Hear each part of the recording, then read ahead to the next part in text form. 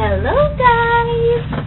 Hello TP and all the tipsters out there. I want to greet all of you a Merry Christmas. And to TP, I want to say thank you for being one of my inspirations to do good in everything I do. And for being so good to me.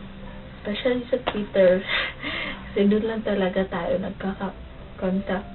And to Tita Happy, thank you Tita for being so approachable. And also to Hannah, Shar, and Marge, thank you for being so friendly. And I hope to meet all of you soon. Sayang talaga. But I know in God's perfect time, we'll meet each other. And I hope our friendship will last forever.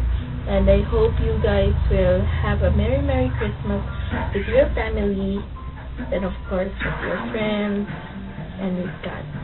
And to the tipsters out there, thank you for being so supportive to TP. And please keep on supporting her. And hope to meet all of you too. And Merry Christmas. Bye.